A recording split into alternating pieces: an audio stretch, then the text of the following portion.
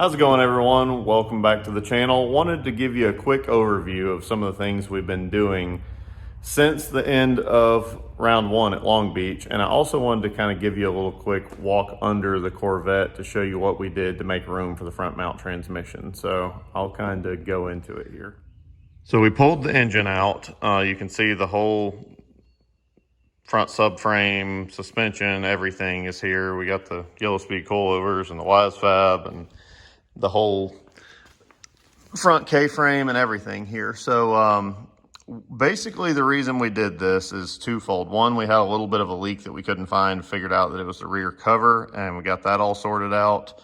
But the other reason is this right here. This is our Innovators West front balancer, and it goes together with this whole contraption over here is A&A Corvette's dual belt drive. So basically what that does is it has this jack shaft that's driven by the normal spot for either the AC pulley or the dry sump for a Corvette.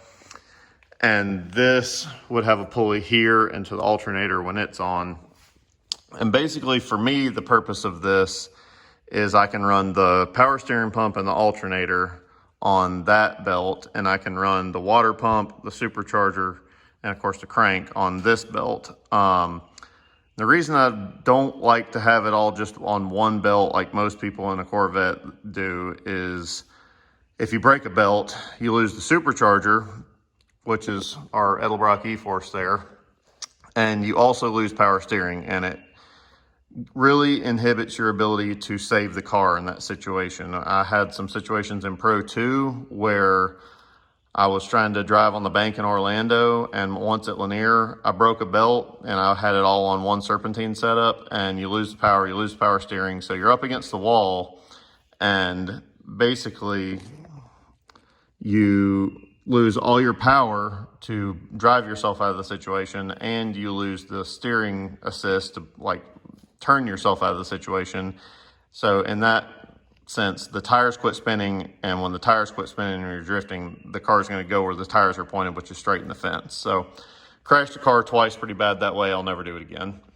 So getting back to the balancer situation, what we've done is change this balancer here from a 10% to a 15% overdrive. The normal one that comes with the A&A kit is a 10%. That did not give us quite enough boost for what we were wanting to get to the power level that we were needing. Like, you know, the Cadillac, we were right around 1,000. With the 10% overdrive, we were only just under just under 800 horsepower. So not enough really for what we consider to be competitive in Formula Drift. We were fortunate that we were able to get through to top 16, but we need some more to really go to those big tracks and really open this car up.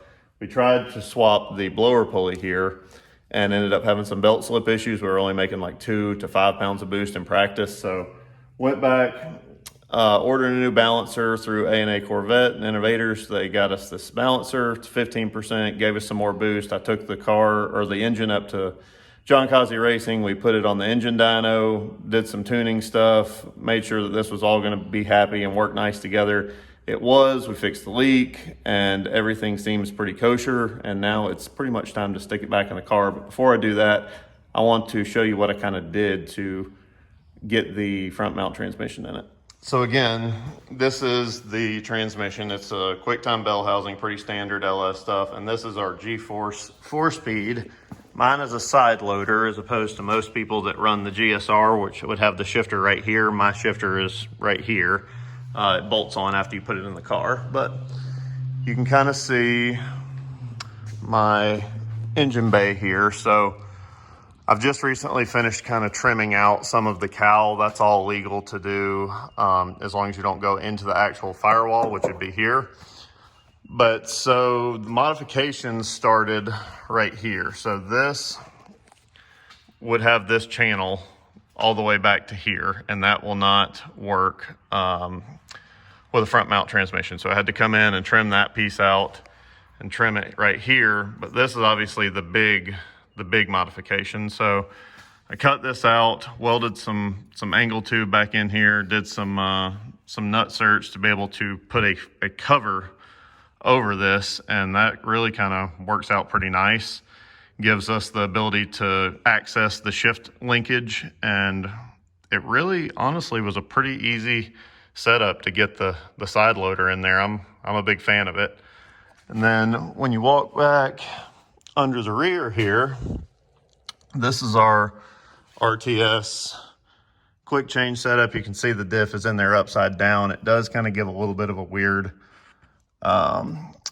pinion angle, a little bit more than what we'd want, but kind of is what it is. You can see the Yellowspeed coilovers and axles and everything tucked up in there nice. And our setup actually runs the exhaust right here and right here, as opposed to factory, which runs it right in those areas. We didn't want to do that because those are our fuel lines, and exhaust near fuel generally is a bad situation. So yeah, that's our battery, and it really has worked out super well.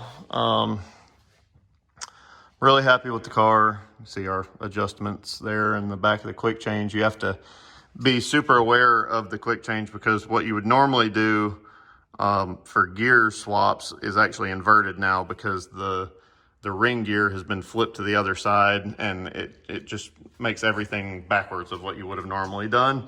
If you didn't do that, when you flip the quick change upside down, the car would only drive in reverse. So it's kind of strange, but it works. Over here, you can kind of see our dual caliper setup. We got that from Drift HQ. So thanks to those guys for helping us out with those. And of course, the GT radials and those big meats and the Konig hexaforms. We have to have an alternating sticker or something, so we chose a comp decal to do there. So I'm going to go back to putting the engine back in here, but it's pretty sweet because you can just lower it down onto the front cradle now. So thanks for watching, and I will go back over, maybe do a walk around of this whole car after the whole thing's put back together. Thanks for watching.